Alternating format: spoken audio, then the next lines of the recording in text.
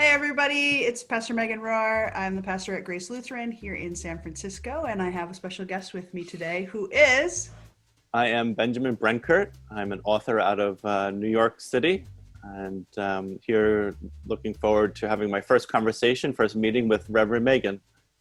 Awesome. I'm really glad that you could join us. I'm particularly interested in chatting with you because you have had what can easily be described as a faith movement or a faith journey, a faith awakening, however you'd like to describe it. Would you be willing to share with people what that has looked like from you, like where you started and where you found yourself? Yeah, and I think, just placing this in the context of COVID is just exactly what we need to do, because this is a time about awakening. It's a time about the present. It's a time about being in the moment, and realizing that you can be flexible, and you don't have to be stuck.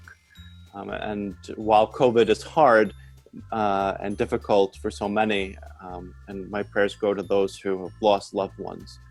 But my journey, I was born and raised a Roman Catholic in 1980 on Long Island. Religion was the most important part of my family. It was the most important part of who we were as Brenkerts. More important than sort of the Italian traditions or the German customs or the Polish jokes. Being Catholic was what defined us.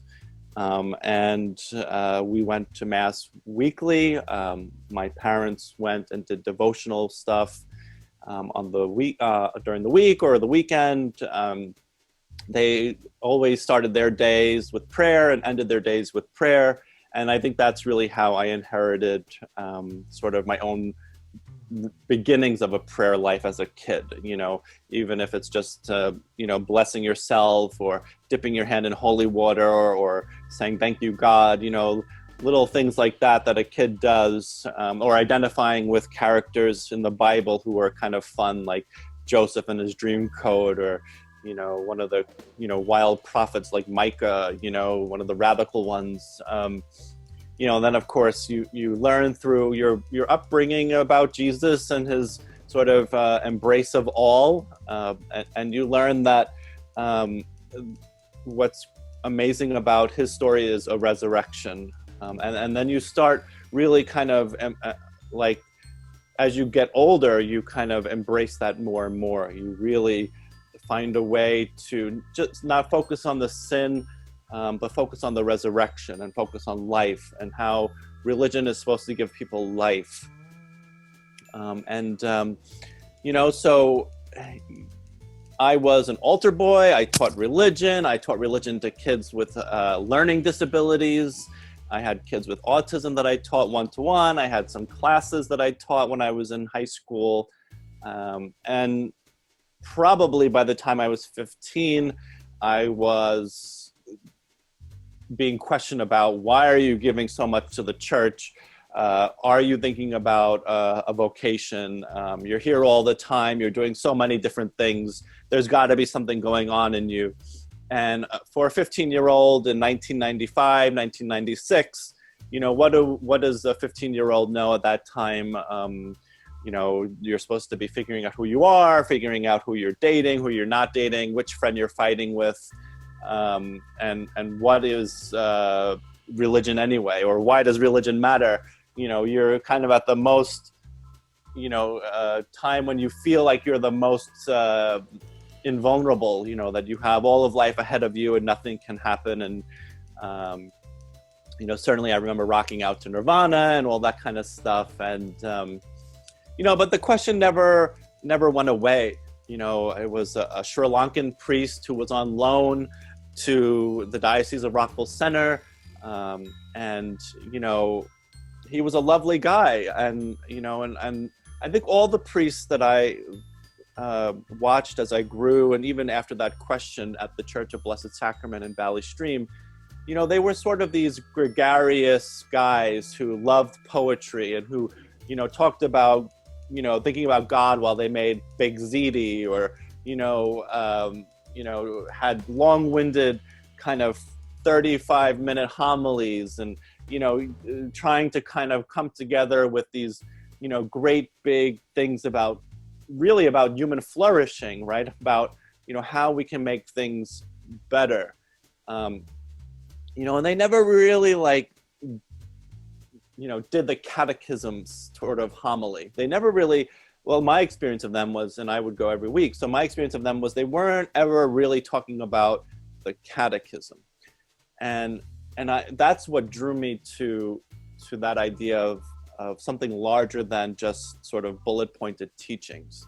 That there's something more that everyone can kind of aspire to and everyone can kind of long for in their religion. And then that it runs a gamut of closeness and farness.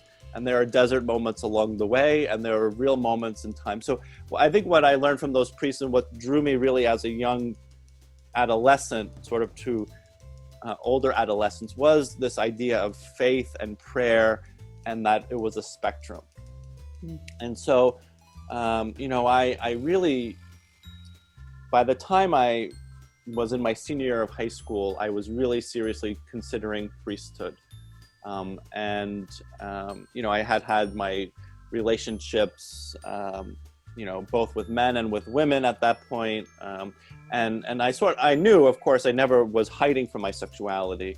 But that sort of relationship between church and sexuality, or Roman Catholic teaching and sexuality, was sort of very frustrating for me as an older teen. Even though I could have went on into the seminary and pursued that instead of going to Marist College where I went, I could have, enrolled in that sort of seminary program. And I had been on a few retreats and diocesan gatherings for men who were thinking about priesthood. And of course, by that point, I'm still thinking only men can be priests. And, I have that, aha moment in about 2013 when I went to my first Episcopal church. And the priestess there said, well, I'm mother so-and-so. And I said, well, priest can be mother too, which was sort of an amazing thing later down the road. But I went on those early vocation weekends and retreats, and I kind of knew that, the Diocese of Rockville Center wasn't for me because of my sexuality. It was sort of not something that I could pursue, not only because of my sexuality, but also because I just felt like there was something not wholly all there with their candidates that I couldn't really identify with or identify not with. And so made it even sort of easier to kind of say, it's not the right fit for me. So I went off to college, and that's really where I started to, take there were two kind of things that were happening in college. One was the vocation wasn't going away.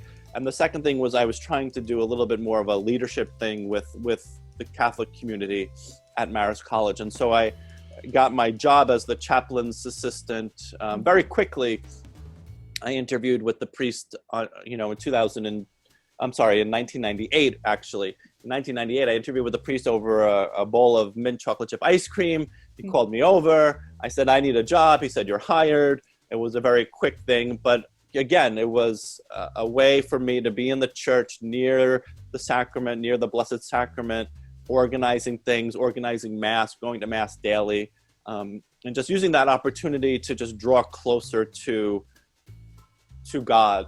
And that's really, I think, what my time at Marist was. It was about a time of drawing closer to God and allowing God to call me even closer to God.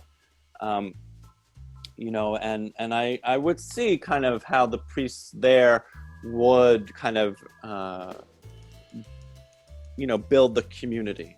And that's really what I looked for through the liturgy, through the Mass, building of the community, and bringing people together and seeing how young adults, really young adults could be alive and enjoying going to liturgy, not something that was sort of what my parents would do, which is, if you don't go to Mass, you're going to, blah, blah, blah, and, what I learned was that with young and vibrant community and young people, they really make a choice to go. And if it matters to them and if they connect, it's a lot of this is about connection, just like connecting with God. If you connect, you're going to go. And so, Marist was traditionally a brother training school for the Marist brothers. So I said, well, what's religious life? And by that point, I was in therapy with a Marist brother who was gay himself. And he, was telling me, well, religious orders, you might want to consider them because they're somewhat more flexible, and, they tend to accept more, gay men to them because they're not sort of directly run by a diocese. And so I kind of had that kernel of knowledge given to me, and I looked into it and I said, well, that's interesting. So, first, because I was at Marist, I said, well, why don't I consider the Marist fathers? And so I went on a few retreats, maybe 2 with them in Boston. But I learned over time that there weren't many of them, and they were much older, and that sense of fitness. Because when you look at a religious order, it's kind of like dating. You have to find the charism, the spirituality that fits with you. And the Marist fathers and I certainly weren't a fit because, they were just doing one or a few or a handful of ministry things like education. And by that point in my life, I did not see myself as teaching. And so I just sort of went a different way with the Marist fathers. Also, very conservative order. And again, my experience of God was much more democratic and egalitarian, so that joining an order that was much more kind of wound and wound tightly around dogma and doctrine, that again was not going to mesh with me, and I wasn't going to mesh with them, and I wanted to be successful. So, sort of by 9/11, I have my aha moment, which is, I'm not going to live in the closet,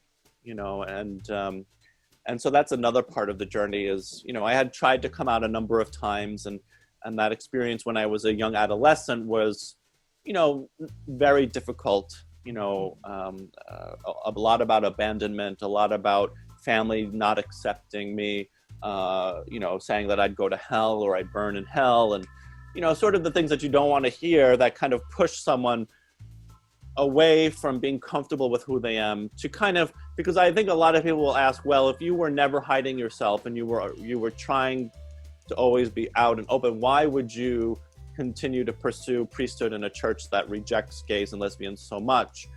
Well, in a way, you're pushed even closer to the church because you have no other option, in sort of this kind of this like not brainwashing, but sort of this kind of instruction is you can only flourish if you abide by the rules. And if you're very Catholic or very sort of sponge-like or permeable, or if that's what you're taught, you kind of don't know that you can challenge it at that point in your life when you're very young. Or at least that's my experience, that I felt like I had to draw closer to the church and give the church an even bigger space in my life because I didn't want my family to reject me. And the church was saying, you will flourish here if you just abide by our rules. If you do what we tell you, God will. And for anyone who is impressionable or anyone who is trying to find a home, well, you don't want to lose your family of birth, and you also don't want to lose everything that you've been doing to sort of draw closer to a God, if that's what your family has been and what you've been doing. So my point is that by 9/11, I had said, life is too short. And so I tried again to come out. And it was even more kind of challenging. My mom didn't speak to me for a while. And I think what happened was I said, why is God doing this? I'm trying to be myself. I'm trying to be who God created me to be, just like they say in Psalm 139, God knew me before I was even in my mother's womb. And so what I wanted to do was just experience life. I wanted to kind of kick the vocation to the side, try to date, try to fall in love, try to have more relationships that weren't the sticky fumblings of a 13-year-old, 14-year-old. And so I graduated from college on the heels of 9/11 in 2002, with the world completely changed. And I just waited for what was going to happen next. I went to social work school, and, I would say over the course of my tenure in Hunter College School of Social Work, I just realized that life throws you curveballs, and I had been interning at Hillary Clinton's office. I was kind of on the top of I felt like super important, more than I was actually important. I just felt like super important. And, and there I was, kind of fumbling through social work, working with homeless men and women, trying to be as passive with my faith, passive with my vocation, even though the vocation is still on your mind, and just trying to live a normal life without kind of thinking I need to resolve this vocation question. Because I tell you, once the vocation question is planted, it does not go away.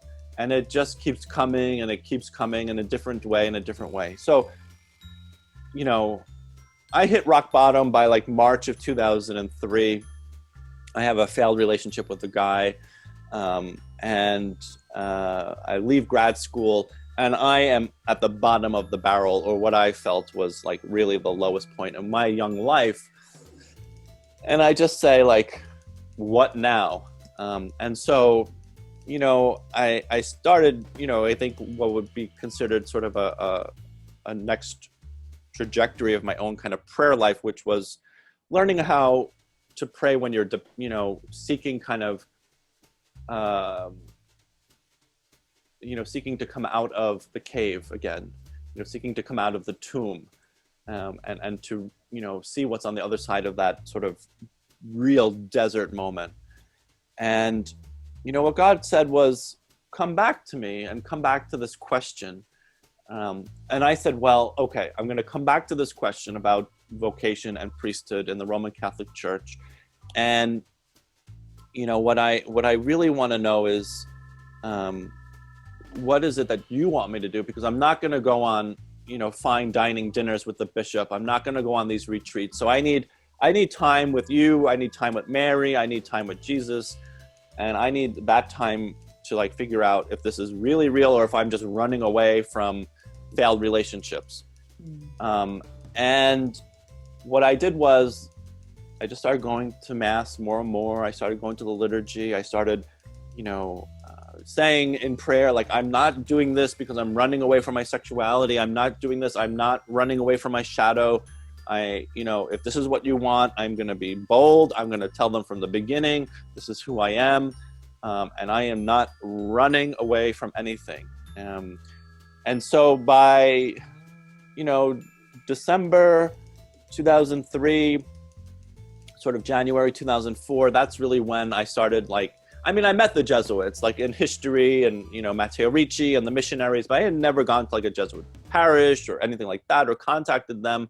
I think once in Maris, when I was bored, I printed out stuff like, what is a Jesuit vocation, 25 pages, and I ripped it up and I said, that'll never be me, and blah, blah, blah. And so anyhow, so it's December, January 2003, 2004, and I make my contact, and I, tell Father Peter, who's now deceased, this is who I am. I've had relationships. I'm not escaping. I'm just interested in knowing more about Jesuit spirituality. I'm interested in you knowing about me, if we fit, because I've got this vocation that is clearly not going away, or I believe I have this calling that's not going away. And I just spent 6 months on my own kind of doing this kind of private discernment. So now we need to talk about it. So I started meeting with him, open from the beginning, and, doing my thing with him, talking about, prayer and what's Jesuit prayer, the examen and contemplation of love, and, what Jesuits do, spiritual direction, and and I was like, wow, this is so interesting and so cool. And, it's so different from just being a diocesan priest, because you're telling me you move around every 6 years and you do something different, or you could be a professor or a chemist. And, and so that kind of kept going and going and building, and the intimacy and everything kept evolving. And what happened was I was welcomed, as a young gay man, interested in pursuing the priesthood in the Society of Jesus. And I was identified like that. I was given opportunities to grow as a discerner. I went on these vocation weekends. And really, I think what I want to say is I want to say that by the time of March and April 2005, I was accepted into the society. And so I entered the Jesuits, and I spent nearly 10 years in that order. Really in gratitude. I had a very good time through ups and downs. It was a very good experience. Each year, you have the novitiate, then I had first studies, then I had sort of a teaching experience, and then theology. I have nothing negative to say about the Jesuits. I really loved my time there. I loved my brothers. I love them still. But I think what happened for me was the person they said that I could be, the closer I got to ordination, was not becoming that person. So the more I kind of opened up about who I was, or said even things like I'm a gay man, the more like eyebrows were raised. And the more I kind of said, well, I was told that I could be openly gay. I was told that I could, not hide or run away from that, because that's not what I wanted to do. And I can remember meeting other, gay Jesuits along the way, and, they would try to tell me about their girlfriends, and you would be like, why are you doing this? Like, let's cut the crap here. You're with me in a car one-on-one. You don't need to be dishonest with yourself or with me, so, I look back on those conversations fondly. I wish I was a little bit more, easygoing during those conversations. But I didn't want to be fed I didn't want to be fed lies or be inauthentic, What was the change for you? What was it that caused you to go a different direction? So, little by little, you realize that, once you're a Jesuit, right? You can make mistakes and all that kind of stuff. But, I think when I was teaching religion and being a guidance counselor in the school in Jersey City, I was kind of instructed not to identify myself as gay, or to really try to help the Gay Straight Alliance or anything like a Gay Straight Alliance get started or to support those kids. Mm-hmm. And that was one of the things that kind of messed with my mind in a way, because God is calling me to be priest, to be a gay priest, but I'm not allowed to minister to these gay kids, and I'm not allowed to tell anyone that I'm gay. Why? What are you trying to tell me? Well, it seems like it's being reinforced what's happening with the Catechism. So I felt like, what's going on here? And then I went to theology. So I spent 3 years in the high school, and I finally went to theology in Boston. And what happened was I arrived there. I had just gone to World Youth Day in Brazil, and on the back of that sort of explosion of youth with Pope Francis and who am I to judge, I'm in Boston, and I start hearing little by little about the firing of gay and lesbian employees and volunteers.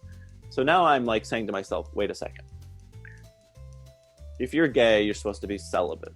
If you're gay, you're supposed to stay in this church and be forever in the church, just waiting for recognition. But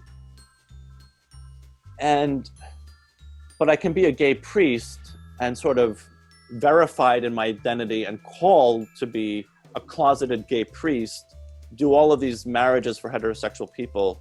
But now you're saying gay and lesbian employees and volunteers cannot be good stewards of their church, and they have to be fired from jobs. And I just said, this doesn't make sense. So I started saying to myself, what's going on here? You know, and I started asking that question in my prayer. And I started asking, like, what am I doing? Why am I staying here? Why am I trying to fulfill something that is starting to sort of rub me the wrong way? So now I'm wrestling. And then, like I said, by Thanksgiving of 2013, I had gone to my first Episcopalian church, which was in Farmingdale, New York. And I met the mother priestess there. And that kind of woke me up. And I would say, like, little by little, I just started finding myself in a discernment about, is this the right place for me? Because I said, you know, my sense of being fully Roman Catholic is very different. My sense of what God is calling all people to is very different. And the fact is that when it really comes down to it, you can talk about accepting gay and lesbian people into the church, or you can accept them. Right. You know? And I think that's the big thing. Like, people always say, like, what's the big deal? Well, you shouldn't have to talk about acceptance. You shouldn't have to talk about the fact that gay and lesbians can contribute to their faith community. And you certainly should not fire them for working. And you shouldn't fire them because they're married to someone that they love or they're raising children. And you shouldn't say that being a closeted gay priest is okay, but being a married gay couple is not. You know? And I said, like, why aren't all of these gay priests that I know coming out? What is going on? They're the role models that should be out in the first place. These guys have to come out, and they need to be telling the world that they're gay, because when it comes down to it, the Catechism is not going away. No one has called the Third Vatican Council. No one has said, let's rewrite the Catechism. And if you read that thing, I'm sorry. The reality is that gay people, in order to flourish in the Roman Catholic Church, have to be celibate. They're not supposed to receive communion. And they're supposed to spend their life in prayer. And that is not the 21st century. That is not where God is today. Well, and I had a gay Jesuit priest in my seminary training. He taught my ethics class. And was one of the best professors I ever had. I later learned that he was very out in our classroom, but was not able to be out in the rest of his community. So I understand a little bit of this, maybe the political naming of how people got to be. What faith do you identify with now? Like, how would you describe your faith now? Yeah, so I simultaneously discerned during that year of 2013, 2014, that I was both leaving the Roman Catholic Church, that the Jesuits were missioning me to the laity, and that I would be looking more closely at the Episcopal Church. And really from about 2014 to 2015, that's when I was received into the Episcopal Church. So I do practice and go to the Episcopal Church these days. And part of your journey of still living out your vocation, though it's not in kind of the ordination line right now is Right. that you do this through writing, right? And I so do it through writing. you write for Huffington Post, you've written for the Advocate, you wrote a book called Catechism of the Heart. I wonder if Yes. you could tell us a little bit about how your writing has been a part of your vocation. Yeah, so there are a couple of things that I'll say about my writing. One is, you know, my writing really sort of started with a plea to Pope Francis to help save my vocation.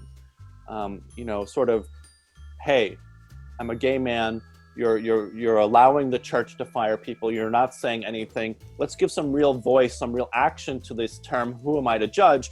Which really is a overblown sort of contextual thing about priests, gay priests. It has nothing to do with gay lay people or anything. It just has to do with people who are actively in priesthood training as gay men, and nothing about women or anything, or trans people.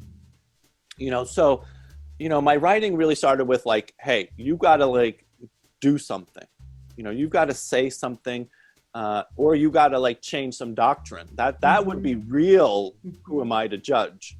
You know, because right there in your bulleted point is you are judging.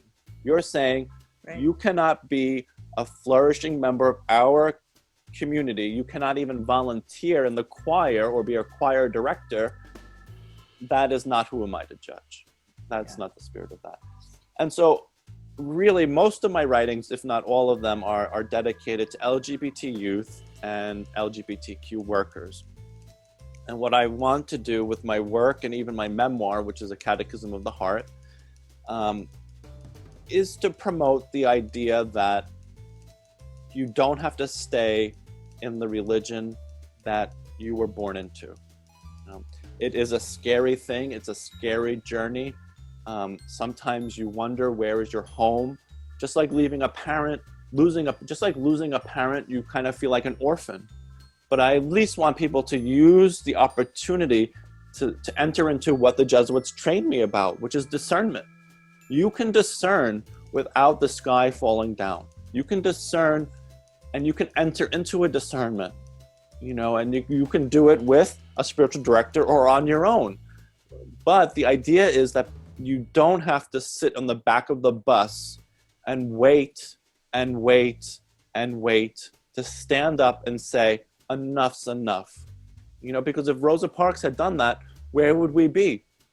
Right. Well, and I'm a Lutheran. And so Martin Luther did a very similar thing to you. He wrote a letter to the Pope saying, hey, we've got to fix some stuff. And this idea that you can change the church through letter writing, but also through being unwilling to wait for things to change is a really powerful force in faithful history. And you can change by leaving.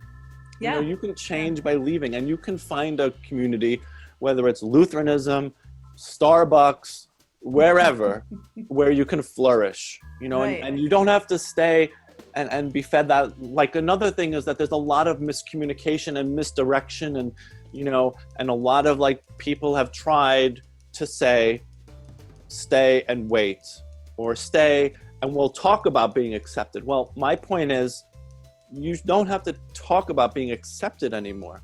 You should either be accepted or not accepted. They should either tell you what they really believe or show you the door, you know, in a sense. Because, you know, if I'm a gay person and I'm sitting in a pew in a non-Jesuit parish or a non-Paulist parish, and you know, and I'm sitting in the pew and I'm saying to myself, well, I'm waiting. You know, now I'm 35, now I'm 40, now I'm 50, you know, now I'm 55. I've been told to wait for that moment of full acceptance. It's not coming. Mm-hmm. You know, it's not coming. And you really can say to yourself, well, where can I, especially if faith matters to you, where can I go to be fully accepted and fully welcomed? Right. Where can I even go and tithe or benefact or steward? Because, you know, the church doesn't say, stop giving us your money, you know. Right. You know, they're saying, we'll take your donation, but you can't volunteer, or you can volunteer here in this little urban Jesuit parish, but what about that poor kid in Idaho, or that poor kid in Vancouver, or the poor girl who has no exposure to a Jesuit or a Paulist or an OFM Franciscan, you know? And the other thing is that so far we've only talked about lesbian and gay people. Right. Well, what about trans people? What about non-binary people, gender non-conforming people? You know, the books that talk about like bridge making only talk about lesbians and gay people. We're not even including the rest of the BTQ plus, Yeah. you know? Yeah. One of the things that I think is, that I like to say to people is that there are 0 times in the Bible where Jesus asks who he should love. Right. There's 0 times. There's 1,000 times in the Bible where different religious leaders say, you should love fewer people. And then Jesus says why Jesus is not going to take that advice. And so my experience is that God doesn't wait to love us, that God loves us as we are, and that we can't screw up God's salvation of us, because the work done on the cross is bigger than anything I could ever screw Absolutely. up. However, I would try to screw it up. And so my advice to people is that you get God's love now. How the religious communities treat you is not the same as how God has a relationship with you. Amen. Do you have any advice that you would want to share with people who are, especially for people who are right in that decision-making point? Do I stay? Do I go? Do I stay a little bit? Do I put a leg in both places? Yeah. What advice would you have for people who are trying to discern whether or not they should stay in a faith community that thinks who they are is not okay? I mean, I would say, listen to your heart, listen to what you're doing, and pray. But don't wait. Like, a discernment has a start, a beginning, and an end. And it's going to be uncomfortable. And there's going to be moments when you're like hesitating. And there are going to be moments when you're not listening, or there's going to be moments when there's no feedback. But the idea is that you have an opportunity to ask a question to God, right? Because you're not doing this for yourself. You're doing this for your relationship with God and your community. Because faith is about community, right? And it's about your personal relationship, right? And you're not doing this on your own. And what a discernment is proposing a question to God, saying something like, God, I'm a lesbian, or I'm a gay man, I'm a trans person. Should I stay in this church that doesn't fully accept me? And really listening to what God has to offer to you. But you can ask that question, you know, and it can be sort of a public thing if you feel like you need to ask people along the way, like close friends. But really, it should be as private as possible. And like when I was discerning my departure from the Jesuits, I started going to more and more Episcopal churches. On Sunday, I would go to the Episcopal Mass and the Roman Catholic Mass. And, you know, there wasn't a cross that fell on me. Nothing happened. There weren't any bad things that happened to me. You know, when my superior found out, he wasn't saying like, how dare you, get out of here. I was a Jesuit in good standing. No one said, don't do this. My spiritual director told me, do what you need to do to answer that question, you know, because it's about flourishing, you know. And it's a particularly easy time for people to test out waters of other spaces, because with a lot of worship being online, it's not like if you decide it's not for you halfway through the sermon, people will look at you if you walk out the building. Right. You just turn off the Facebook feed or whatever. And so it's a great time to I mean, I think you could colloquially call it church shop, but but discernment is truly like, does this fit with me? And exactly. I think the thing that's also good to probably say to people is there's consequences on both sides, right? You miss the culture or the faith community that you're leaving, and there are things about the new community that aren't going to be perfect. There's no faith community that's perfect. And I learned that firsthand from the Episcopal Church, you know. Nothing is perfect. you know, and you shouldn't be embarrassed about this. Like that would be another thing. Like, Yeah.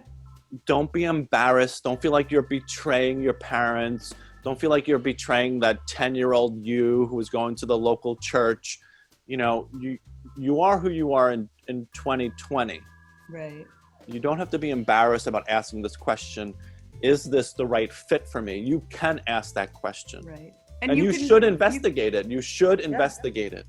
You could take a faithful vacation, right? Absolutely. To rest up, to have the strength to go back to the community of your heart if it's a different place, right? Exactly. And there's nothing wrong if you discern and you decide that I am supposed to remain a Roman Catholic. Yeah. You know, there's nothing wrong with it. Yeah, there's lots of journeys, and thankfully we have a God who, you know, loved us from the beginning and loves us where we're going, loves us right now. And so that as all of our different paths unfold, God is with us regardless of whether we learn lessons that we're supposed to or not, and whether or not we figure it all out. And so I think I'm so grateful that you are willing to share kind of this journey that you're on, because I think it's particularly in times of crisis when people wonder, like, where is God? Or people wish they had a stronger faith connection, and then hard times come and they want to rely on that faith connection, but it's not as strong as they would like it to have been. I think anytime people can have role models to just learn how to start right now, how to do one step at a time, is a really wonderful thing. I wonder, how are you caring for your spirit during this time of pandemic? So traditionally, there are a couple of things that I've liked. I do like sort of quiet meditation and sort of disconnecting from the internet, and you know, doing prayer obviously is important. Like doing the examen prayer that I used to do all the time as a Jesuit. Just taking that time to reflect on the day. I raise cockatiels. Fun. So I have 10 cockatiels. You know, they're named after the biblical characters like Obadiah and Ruth. And today I welcomed Gabriel into the flock. Nice. You know, they give me a lot of life. You know, I sort of, you know, help them, you know, obviously to socialize with each other. So I have 5 in one cage and 5 in another. And they're my alarm in the morning. You know, and having a pet is really great, you know, and that really helps you to kind of, I think it really helps you to kind of, like, when you think about a relationship with God and you think about your relationship with your pets, that is like what God is like, you know, in a lot of ways, like the metaphor, you know. And I think Janine Hill Fletcher writes that great book about motherhood, and I think motherhood has interreligious dialogue, but it's an amazing book. So anyhow, and then I, you know, try to do exercise and spend time with my boyfriend. Yeah. Yay for having a boyfriend. Yeah, thanks a lot. Yeah. Right? Because that's a journey in and of itself. That was part of Luther's journey as well. He felt called to celibacy, and then he got married, and he just learned so much more about God through that relationship. So yeah, and I think in you know, in the relationships that I've been with since leaving the Jesuits, I think I've sort of answered the question that I had about, you know, how and why celibacy doesn't make sense, you know, for me. Yeah. You know. If you're called to it, you're called to it. But when you're not called to it, trying to live with it is problematic. And so or I think in terms of this conversation, if you're forced into it because you're gay and that's your only choice, to really have like an amazing life, or, you know, the church is basically saying, you know, to have an amazing life as a gay person, you have to be celibate, you know, and that's a complete lie. Well, I'm grateful for you. I'm grateful that you're a role model of being both faithful and fabulous at the same time. Oh, thanks a lot. Yeah. If people want to reach out to you and learn more about your writings or about your faith journey or ask you questions, what's the best way for people to reach out to you? You can share my email with them and let them contact me. They can reach me on Facebook. They can reach me through my publisher, Whip and Stock, Resource Publication. And that's fine. I'm on Instagram. They can message me and that kind of stuff. So beautiful. Well, thank you for spending some time. Thanks today. A lot, Reverend Megan. It was beautiful to meet you. You're a beautiful person. Thank you. And many blessings for you and all you care for. Thank you. Likewise.